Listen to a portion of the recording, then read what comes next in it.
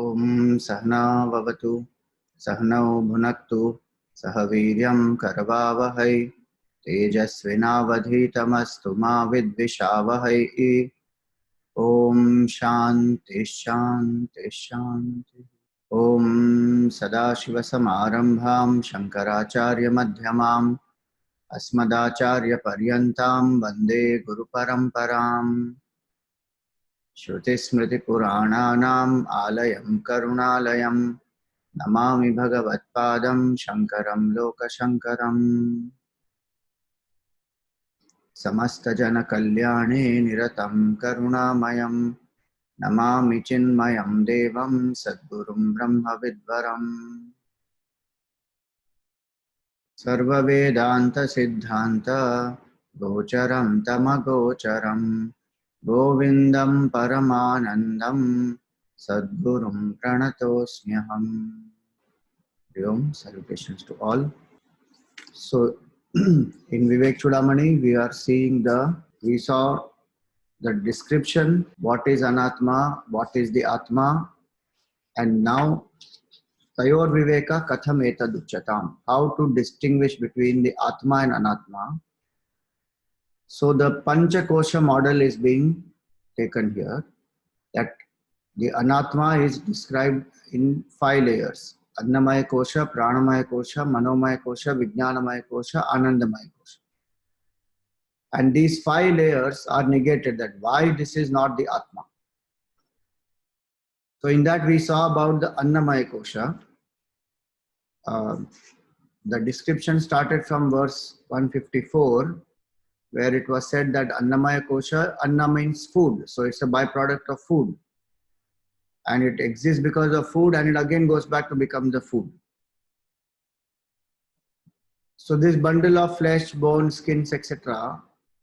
cannot be that pure eternal self, that is the Atma. Before the birth it does not exist, does not continue after the death. It is there only for a short period, and there also constantly changing. How can it be the Atma, which is the changeless self? It has various parts, hands, legs, etc.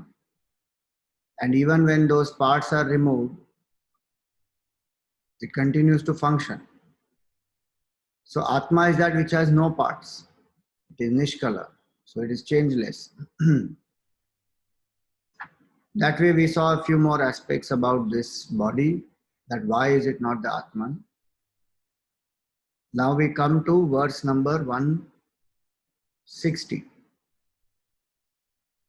Deho hamityeva jadasya buddhihi dehe cha jive vidushastvaham dhihi viveka vijnanavato mahatmanaha brahma hamityeva mati sadatmani.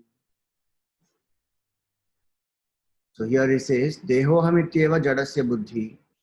The dull-witted ones think of oneself only as the body. Dehoham. And those who think that body alone is real, meaning body alone exists. There is nothing called jiva. This body, this life is one life. And whatever we enjoy is only through this body. As long as this body is there, we will enjoy various things. But when the body is gone, life ceases with that. So with the birth of the body, I come into existence. With the death of the body, I cease to exist. And everything which is there in between is to satisfy this body. So that type of a thinking is called, here it is called the dull-witted one thinks like that. Dehoham ityeva. I am this body alone. One doesn't even think that how is this body functioning? Who is the one who is functioning through this body? So the identification is complete with the body. This person is called Ajnani. I don't know who am I. And on the contrary, I think body alone is real. It's a very, very limited view of oneself and life. That only one life exists and body is me. So all work is also to please the body. And so all work is to gain more and more power and ability to enjoy, to live in bhoga. So by itself enjoyment, there is no problem. One can enjoy whatever one wants to. But if one thinks that I am this body alone and I want to enjoy and that's the purpose of life, then there is a problem.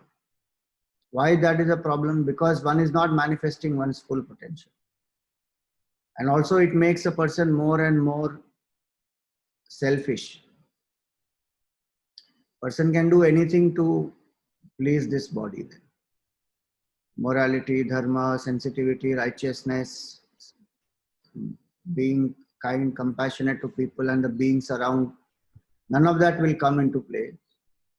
So the person can even become self-destructive and create disturbance for others. So dehoham ityeva jadasya buddhi. The dull-witted one thinks that I am this body alone. Somebody who is more reflective says dehe cha jive vidushastvaham dhiri. Somebody who has learned, who is well read, who has thought properly, says no, I am not only the body, I am body also and the jiva, the indweller of the body also. Dehe cha jive. So this person believes that yes, this body's birth is not my birth, body's death is not my death. I am the jiva who has taken many bodies. So little more expansive view of life. That our life is governed by our own karmas, and as long as the karmas last, we will keep taking new bodies. And the person feels that yes, I am the body, which is a equipment, and the indweller, the jiva, is the one who is experiencer, who is using this equipment to experience the various objects, situations, people, etc. in the world. So dehe cha jive. Little more ability to follow dharma. Because the jiva continues. So there is no escape from one's own karma. One doesn't say that who has seen the next life or who has seen the previous life. This life alone exists. So do whatever one wants. Whatever I experience in this life, great. Whatever karma don't give result, its account is over, closed. So that is the first view. The second view standpoint here is, no, jiva continues, body after body. And hence, I have to be responsible. The results of action will definitely come because we are not going to escape that. The law is very simple. If there is a effect, there will be a cause. If there is an action, there will be the result. Result may not come immediately in the time in which we think it should come, but it will come. That is a cause and effect. The law of cause and effect is law of karma. And so the person behaves more morally, more responsibly, with a deeper insight into one's own self that I am not just the body, I am the body as well as the jiva. And as a jiva, I can take any form. Having come in this evolution till human body, there is no guarantee that I will continue with only human body and further.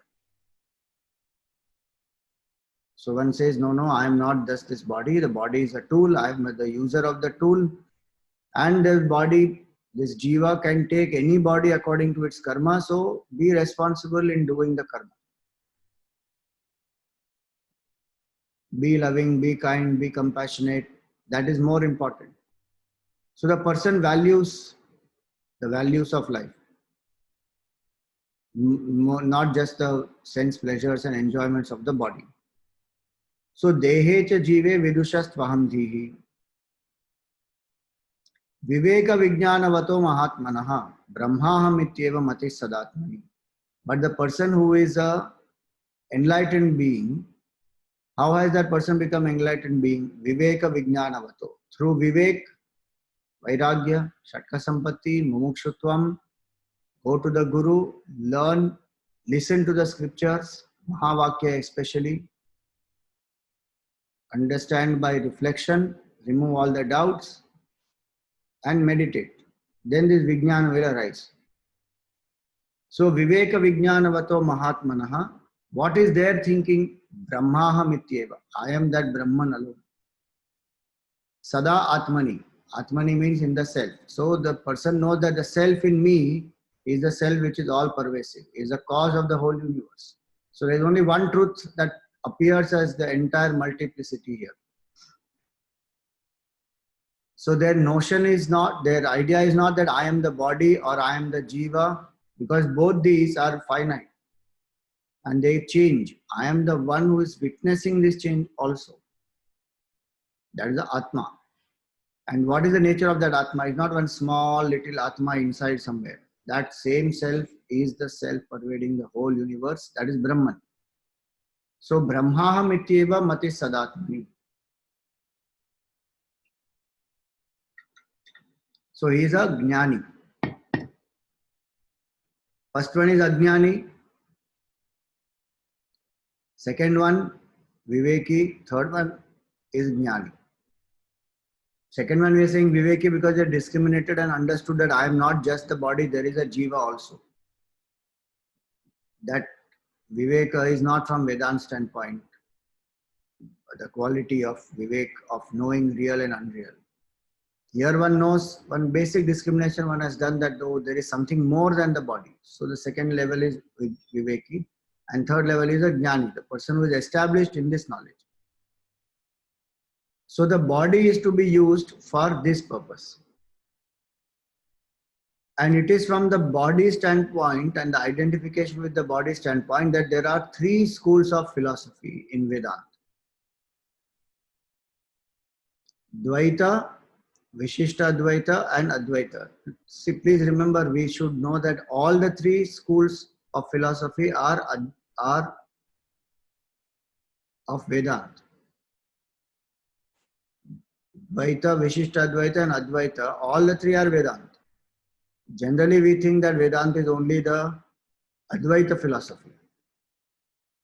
But all the three come under the Vedanta, the classification under, it is a classification under Vedanta. So Dvaita Vedanta, Advaita Vedanta and Vishishta Advaita Vedanta, all the three. So as long as I am identified with the body, I think I am this body, world is separate, God is separate. So Dvaita sadhana is, I will eternally be separate from God. So what should I do? The bhav I have is, I am an eternal servant of the Lord. And I will serve the Lord continuously. So Dvaita philosophy believes that. Now of course Dvaita philosophy does not say that the body alone exists. But here is just to understand from our standpoint the three different identities created when I identify with the body, or body and mind, my body and jiva, or Brahman. Broadly speaking, it may not be exactly that Dvaita is this much alone. Dvaita is much more. So those who think that body alone is real, Dehoham ityeva, I am this body. What philosophy that is? Dvaita philosophy. And it is possible for them also to realize the absolute when the complete surrender happens to the Supreme Lord. Then the false identification goes away and one realizes the truth. So it is not that everybody has to come to Advaita then realize the truth, but the knowledge they need. This Vijnana, Viveka Vijnana, what is written there, that Vijnana is required. How will they gain the knowledge? Bhagavan says, Dadami Buddhi Yogam Tam. I bless them with knowledge. Yena mam upayanti te, by which they come to me. So those who are sincere in their surrender to the Lord, service to the Lord, even though they may say that I am this body and Bhagavan is the creator and I am a servant of Bhagavan, Bhagavan's grace that they will also realize the truth. Dehoham ityeva jadasya buddhi. So I am completely different. That is the Dvaita Bhav. Vishishta Advaita Bhav is I am a part of God. Dehecha jive. So as a jiva, I am a part and you are the whole. Means what? All the powers that Bhagwan has are there in me in limited measure. Like the ocean is huge, mighty, and each wave is a part of the ocean. So it has the qualities of the ocean. Same way we have Ichha Shakti, Kriya Shakti, Jnana Shakti. We have a power to desire. We have a power to power of knowledge, power of desire, power of action. All the three we have. Just like Bhagwan has. And so in our level, we also can do creation. And that is what happens. We create so many things and we want to control it, possess it. We don't want to let it go. So we have the power of creativity is there, such huge empires and many, many things people create. So that's the power of creation and sustenance. And then we destroy also. So Jiva, from Jiva standpoint, I am an Ansha of the Amshi, one small part of that Supreme Lord. Again, in this, how it is, the moksha is that the person surrenders to the Lord. I am only a part, O Lord, you are the whole. I am only an instrument, you are the doer. So that person keeps operating with this bhav. Again, Bhagwan blesses that person with knowledge. And then comes the third school, which is Advaita Vedanta, non-dual Brahman. That there is no part, there is no whole, there is no separation. Essentially, Tattvamasi, the Mahavakya, or Aham Brahmasmi. So many different Mahavakyas are there. All of them convey essentially the identity of Jiva with Brahman. That I am one with the Lord. Essentially, not through body standpoint, not through Jiva standpoint. Viveka Vijnanavato Mahatmanaha. Mahatma means one whose identification has expanded from this one body to the whole universe. Viveka Vijnanavato Mahatmanaha. In this, what happens? Through the student's effort, one removes the false identification with the body and one says, one practices Nididhyasan. I am not the BMI, I am pure consciousness. Of course, grace of the Lord is there even here, otherwise the practice of contemplation also won't happen. But through the experience of Samadhi, that person wakes up to know the self. And then all the distinctions are gone. Jiva, Jagat, Ishvara distinction is gone. So this is the highest state in terms of the realization of the Supreme. In all the three, we saw realization can happen. One need not come from the Dvaita to Vishishta Advaita to Advaita. Each one is capable of giving realization. But then why three philosophies are there? Because different human beings have different temperaments. Somebody is more body oriented. That person must have Dvaita Bhav. Somebody is more oriented towards mind, its values, emotional. That person has orientation towards Vishishta Advaita. And somebody who is very dispassionate, who is an intellectual thinker, who can analyze, reflect, and then absorb it in one's life, then for that person it is a Advaita. Here, from Vivek Chudamani's standpoint, this is given to make us aware that we are not the body. That's the flow of thought. That how I am not the body, and if I think I am the body, then I am Jada Buddhi, is said here. Because body by itself is inert, it will die. It is actually dead by itself.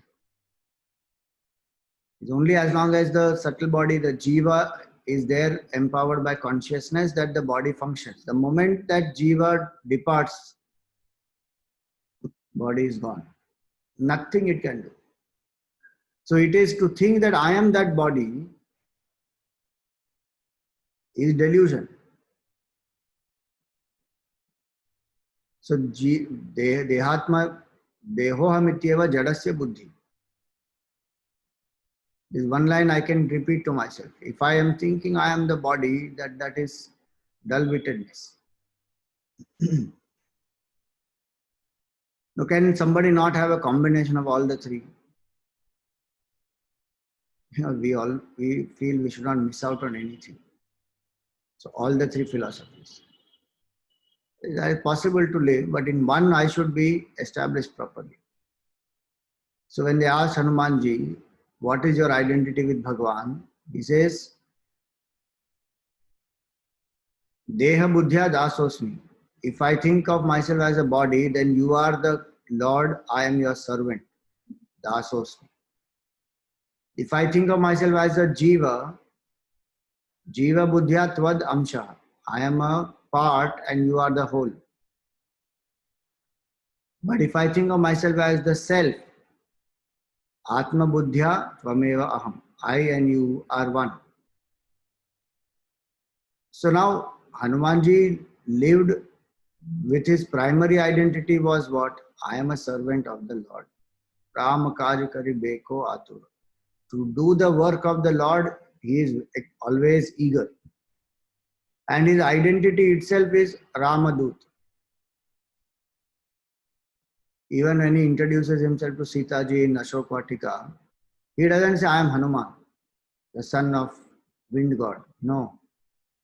He says, Ramadut mai Matu Janaki. O Mother Sita, I am Ramdut. Whole life his identity is Ramdut, servant of the Lord. So one who thinks of, so one identity will be primary. One has to choose whichever one that is. Here it is from this standpoint given that if I think I'm only the body, Hanumanji definitely didn't think he is only the body. And that's why he established in the self. But he has the bhav that as long as the world outside is concerned, there is a creator and I am a creature, so I am the servant of that Lord. But inside he knows also that my nature is one with the Lord. Essentially, I and the Lord are one. There is no difference. So that is what is to be attained using this body. Service of the Lord, devotion towards the Lord, and the knowledge of my true identity. If I use the body for this, then that's the best approach to use the body.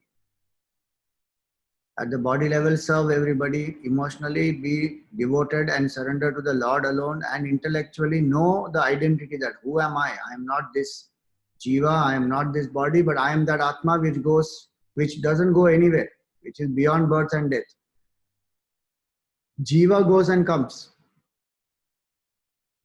More than 84 lakh species in 14 worlds, up and down, 7 up, 7 down. This jiva goes round and round. Atma doesn't go anywhere. Atma is all pervasive, changeless, unborn. So that one who realizes, that is the best use of the body.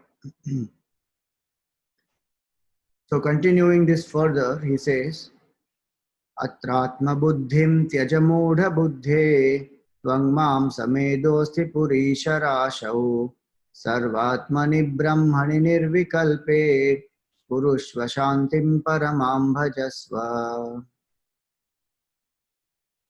So he says, Atratma buddhim tyaja. Here, drop this false identification. O Muda Buddhi, O dull-witted one. So we should remember that Shankaracharya ji is not insulting anybody here. Like how he says to that old man in Bhaja Govindam, he says, Bhaja Govindam, Govindam Bhaja Mudha Mate, O deluded fool. It's a sense of urgency. Gurudev explains there that if the house is on fire, nobody will tell very politely, Arey, please get up, oh my dear, let us go, house is on fire. Nobody is going to explain that. And say, Arey, fool, get up, and pull that person also if that person is not getting up. In that same way, our life is on fire. Every minute we are inching closer to death. And still I don't realize that I am not the jiva. I still think if I am this body and everything of the body is the most important, pleasure of the body is most important, then that is Mudha Buddhi. So he says, Atratma buddhim tyaja mudha buddhi. So drop this feeling of I-ness in this body. It is a tool, functional tool, use it, that's all. Why? What is it? What we saw earlier. Tvang mam samedo asti purisha rashav. Made up of skin, flesh, bones, fat. So then what should I do? If I am not this body, then who am I? Sarvatmani Brahmani Nirvikalpe. That Atma which is in the hearts of all, which is Brahman, which is beyond thought, Nirvikalpe. Kurushva Shantim Bhaja Nityam Adarat. Kurushva Shantim Paramam Bhajasva. When I think of myself as the Atma, then there is peace, Shanti. And experience the supreme peace. Paramam Shantim Bhajasva. So what is this? On one hand, drop the identification. On the other hand, seek the supreme. That's the essence of this verse. What is that Paramam Shantim? Peace of mind comes to us because of Sattva Guna. Peace of mind comes when I do sadhana, when I do seva, when I surrender. Mind becomes full of Sattva. To that extent, the mind will be peaceful, quiet. Rajoguna creates agitation, Tamoguna creates indulgence. So, when he says Paramam Shantim Bhajasva, the peace of mind is very important, no doubt. But peace of mind also is a state of mind and it changes, it goes, it comes. This Shanti, what he refers to here, is the Atma Shanti. Paramam Shantim Bhajasva. Seek that supreme peace. Changeless absolute peace, not the changing peace of the mind. So peace of the mind is one thing, peace of the self is other thing. Peace of the mind is required to experience peace of the self, because only with a quiet mind, when I contemplate on the truth, then I realize absolute. So with a sattvic mind, I contemplate I am not this body, it's a bundle of skin, bone, flesh, marrow, blood, all these. How can I be this body? With a quiet mind, I negate on one hand my false identification and the assertion on the other hand that my nature is pure consciousness, Sarvatmani Brahmani Nirvikalpe. I am not limited to this one body. I am all pervasive. Not as a jiva, not as a body, but as Brahman. Brahmani. That is my identity. I am that pure consciousness. So this detachment and attachment, that is the process. Again and again and again, the seeker has to do that. Purushva, Shantim. Then what will happen? Paramam Bhajasva. One will experience a supreme peace. Once established in that peace, meaning peace of the self, which is a state of fulfillment, purnata, completeness. One does not need anything else after that. In Bible they call it peace that passeth all understanding. It will remain even in the most conflicting, contradictory, difficult situation. There may be a lot of agitation all around, but the mind of the Mahatma is peaceful. No disturbance. Why? Because no identification with the body or with the Jiva Bhav. So, Shantim Paramam Bhajasva. Now, when it is said Atma Buddhim is applicable to both, not only the body, also to the Jiva. Because I think I am the Jiva. And what did the earlier verse say? The first two standpoints we have to drop and come to the third standpoint. When we say first two standpoints, means not Dvaita and Vishishtadvaita. First two attitudes, that I am the body is first attitude. Second attitude, I am the body and the Jiva. So I have to drop. So technically if you say yes, second attitude I drop, then I drop everything. Because it includes Deha Bhav and Jiva Bhav. Both Deha Bhav and Jiva Bhav, both if I drop, that is what Atma Buddhim means. Atratma Buddhim Tyaja. Give up the notion of I-ness in the body as well as in the mind. How to do that? All the sadhana that we spoke about, which will help me to reduce body identification. So two things are there. One is to contemplate steadily, I am not the body, I am not the body, I am not the body, and to be convinced by it through reflection, and then contemplate, I am not the body, and understand that I am something much more than that, and actually I am that infinite reality. So one is contemplation, steady contemplation one has to do. And the second is to complement that, I must reflect properly, study properly, that jnana sadhana has to be done so that the conviction comes. And the third step is everything that helps me to detach from the feeling that I am the body. So I can get up early in the morning, do the exercise with the bhav that this is a tool, I have to take care of this tool, that's all. So I get up, I don't allow tamas, because body survives on tamas. If tamas we eliminate in our life, a lot of body identification will eliminate in life. Whether it is in the form of laziness or oversleeping or procrastination or carelessness or indulgence or dependency on certain types of pleasures, all are engaging in more and more body identification. So the more tapas I do, more sadhana I do, more I live in discipline, this tamas goes out. So the sadhana is to get out of this tamasic obsession, because tamas only makes me feel that the enjoyment of the body is my enjoyment. It's tamas that wants that. It doesn't want to do anything. Just wants to be and just relax and enjoy and be dull. So the sadhana is to reduce that. Daily, if I have a niyam, an austerity or a discipline that I follow, sense control is another big part. All this we have discussed earlier also. If I don't control my senses, the identification that I am the body will not go. And that's why you see, Vedanta is meant for those who have seen the world enough. And they know that it is not there. Happiness that I seek is not at all there. So they are able to turn within, and self-control also becomes easy. As long as I think the object is real. Satyatvam, Nityatvam, Sukhitvam. These are three notions that we have. Object is real, Satyatvam. It is Nitya. It will remain for long period of time. So it doesn't disappear immediately. It's not that while you are eating ice cream, suddenly it's going to disappear. No, it is there. So steadiness is there. Satyatvam, Nityatvam, and Sukhitvam. It has some sense of happiness in it, which will benefit me. Now, because of this, I go on indulging. Somebody who has understood with Vivek properly and has gone through anyway so many experiences in life knows that it is not there. Its temporary pleasure is there, but that involves so much of hard work and effort, and the pleasure is so less, and then again the craving is left. So one has dropped this whole cycle.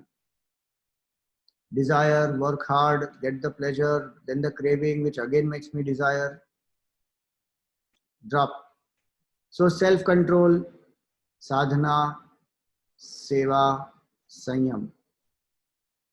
Sorry, not sanyam, svadhyay, spiritual practice, spiritual study.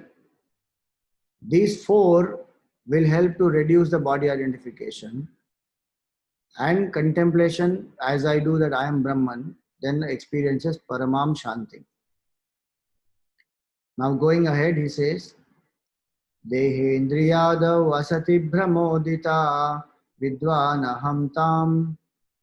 So the first line, if your book says brahmodita, then you have to add a ma, half ma, brahmoditam, because vidvan aham tam, that is the aham tam, brahmoditam, they are the connection. Dehendriyada vasati brahmoditam vidvan aham tam na jahati yavat tavannattasyasti vimukti varta yastvesha vedanta nayanta darshi. So Dehendriyadav asati brahmoditam. in the Deha, Indriya, etc., this false notion of I-ness is there, which arises. Vidwan ahamta na jahati yavat. As long as this false sense of I-ness is not renounced by the scholar, he may be wise person, learned person, has studied Veda, Vedanga, Vedanta also. But as long as that person does not drop the identification that I am this body, tavanna tasyasti vimukti varta, even the talk of vimukti will not happen. Forget getting actual vimukti. Vimukti varta means talk, meaning one can't even discuss mukti. A very powerful, hard-hitting verse. That don't even talk about mukti. Forget experiencing mukti. They don't even talk. Tasyasti vimukti varta na. Astu Esha Vedanta Nayanta Darshi. He may be a very big scholar, Vedanta Nayanta. He has studied all the Shastras.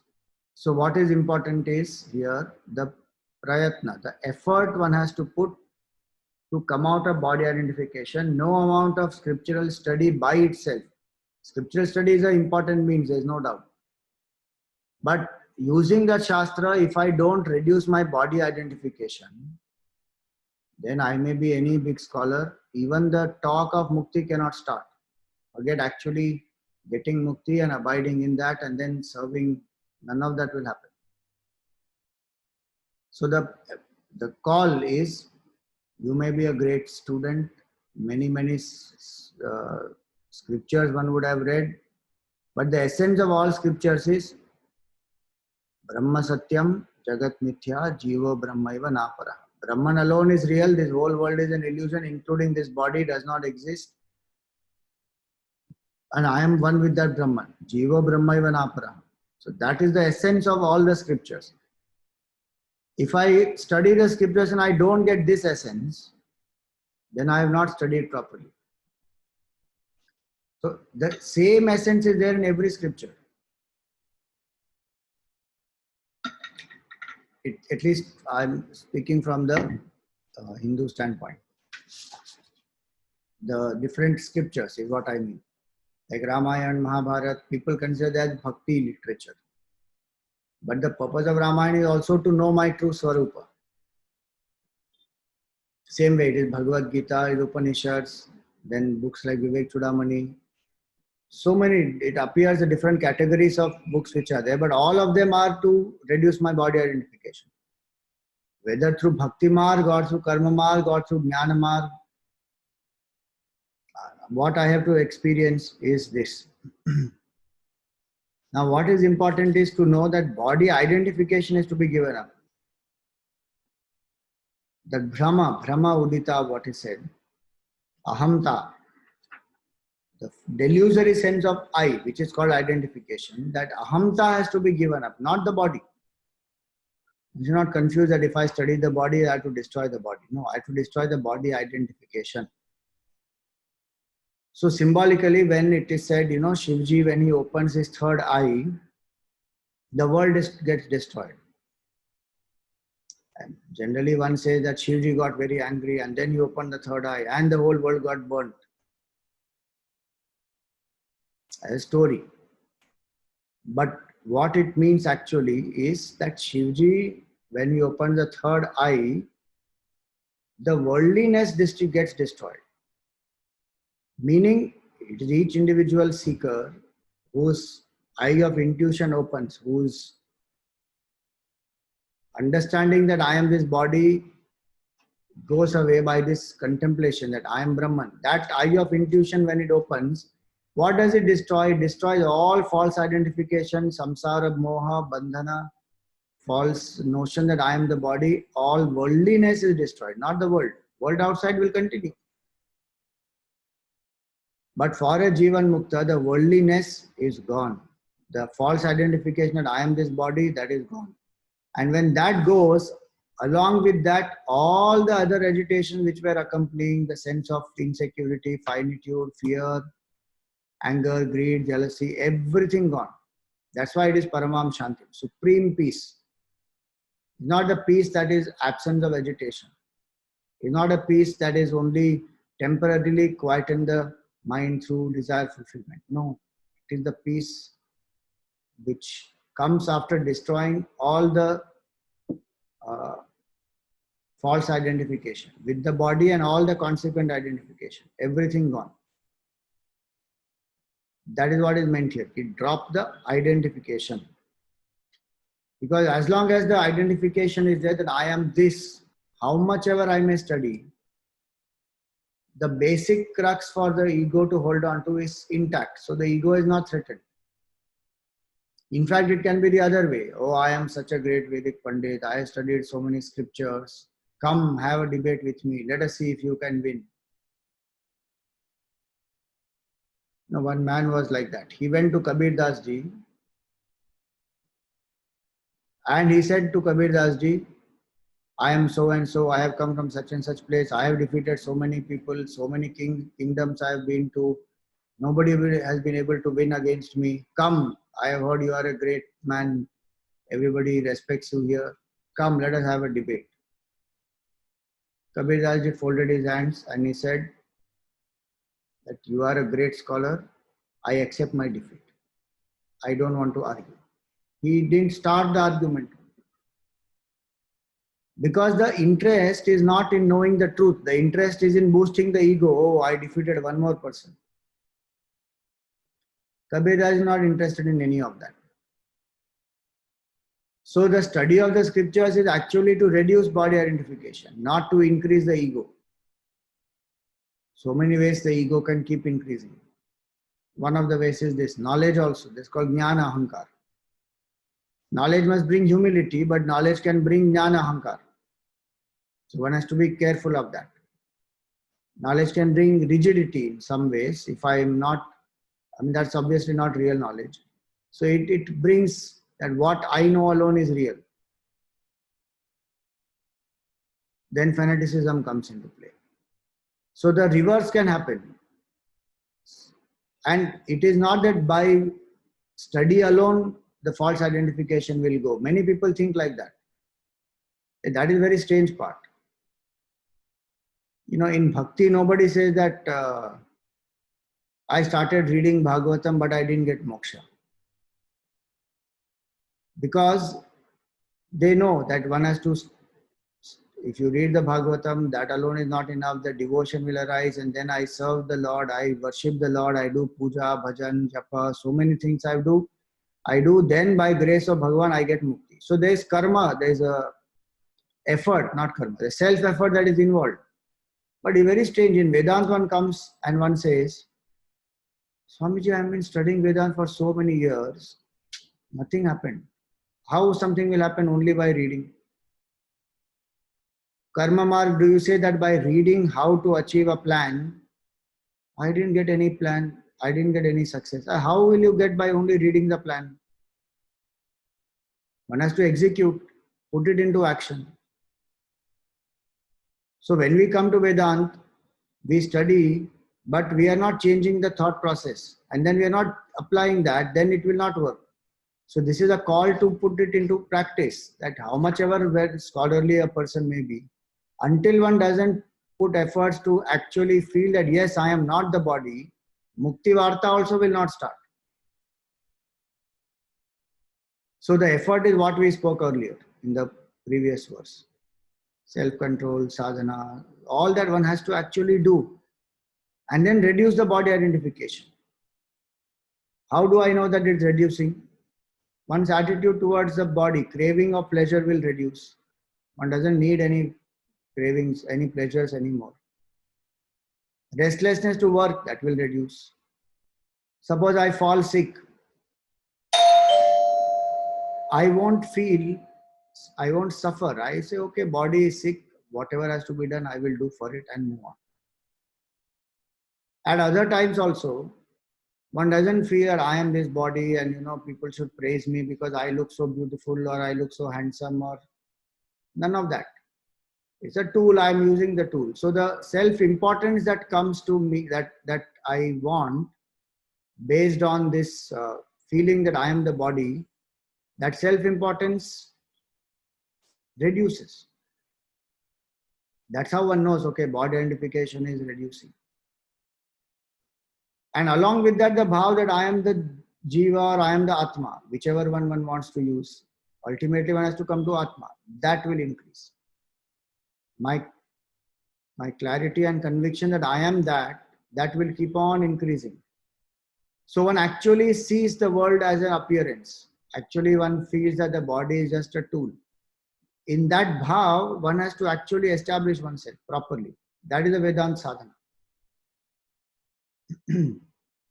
Otherwise, there is a contradiction. I am studying that I am not the body, but how I am living is going on increasing body identification. So it is not possible to get mukti, because exactly opposite one is doing. What one is supposed to do to reduce the body identification, that one is going on increasing. So it is not like a few minutes in a day affair. It is an all-consuming sadhana. See, like Bhakti Shastra, what it says, full time I have to remember Bhagwan, because that's the only way to forget I, the Jiva Bhav. Ananya Bhakti it is called, Ananya. No, nothing else except the Lord. The mind is dedicated towards the Lord. Same Ananya Bhav is in Vedanta, where I have to constantly maintain the thought, I am not this body, I am Brahman. So the sadhana that one can do, one can practice this whole week or for whatever time one wants. As much as I can remind through the day, I am not the body, I am pure consciousness. I am not the body, I am pure consciousness. Again and again that reminder has to come, and order the lifestyle according to that. Nowadays they say, no, make lifestyle changes. So those lifestyle changes are required in Vedanta also. So that is about this sadhana part. Alpaji had raised the hand. Goal of life is happiness or peace.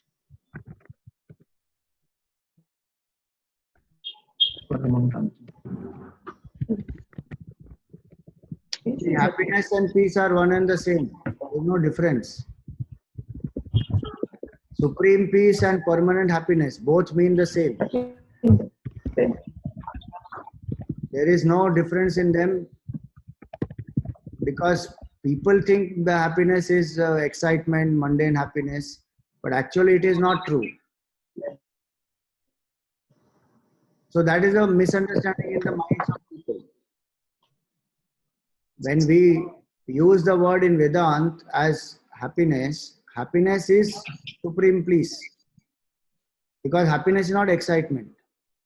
Param Anand and Param Shanti is the same, because it is not possible to be happy with a disturbed mind. It's not possible to be peaceful in excitement. That's why in the Gita Bhagavan says, Ashantasya kuta sukham. To someone who is unhappy, to someone who is disturbed, Ashanta, where is sukham? There is no sukha. So sukha and shanti are actually one and the same from the real meaning standpoint. We are not referring to only excitement. Sensory stimulation and that excitement, that is not called sukha. That is only bhoga. That is. So the true meaning of ananda is not combination of peace and happiness. Is peace, which is happiness. Peace and happiness are not two separate things that they have to be combined. Peace is equal to happiness. They are interchangeable words.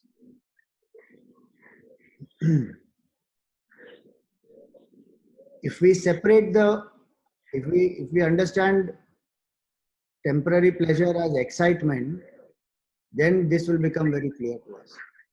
Because even when a desire is fulfilled, there is happiness, because there is no more agitation. Desire, agitation is gone. So there is peace, which is happiness. So peace and happiness is same, no difference. Ajit. Somebody else has lifted the hand. Deepti. Yeah, Swamiji, you said 4 things that we have to practice: self-control, sadhana, swadhyay. One of them I missed.